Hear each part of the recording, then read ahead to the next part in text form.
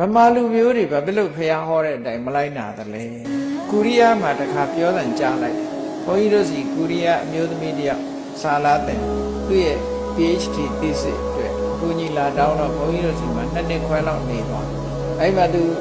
စမ်းမိဆိုင်စကားပြောရင်လည်းနောက်ပိုင်းကိုရီးယားလူငယ်လေးတွေဘုရားဘာသာရှိတယ်တခြားဘာသာဝင်တွေရှိတယ်နောက်ပိုင်းလူငယ်လေးတွေကဘလို့အောင်းမိတ်လာကြတော့ဘုရားဘာသာဖြစ်လို့ရှိရင်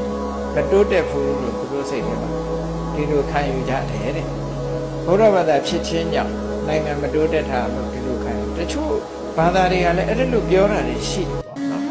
သို့တော့ဘုရားဘာသာဝင်ဖြစ်လို့မတိုးတက်တာလားဘာကြောင့်မတိုးတက်တာလို့ဆိုတာကိုယ့်ဘာကိုစစ်တမ်းထုတ်ဖို့လိုတယ်ဘုရားဘာသာဝင်ဖြစ်ရုံနဲ့စီဝါရေးမတိုးတက်ဘူးဆိုတာအဓိပ္ပာယ်မရှိသူတို့ပြောတာဘာပြောတော့ဆိုဘုရားဘာသာဝင်ကပါဏာတိပါဒမလုံးဝဘူးနော်ငါးပါးသီလလုံရမယ်ဆိုရင်သူလှုပ်ရှားစရာမရှိဘူးလို့တချို့ကထင်တယ်ပေါ့လှုပ်ရှားစရာတွေပြည့်နေတာပဲเนาะဒုစရိုက်နဲ့လုံးဝထမင်းဝါမှာ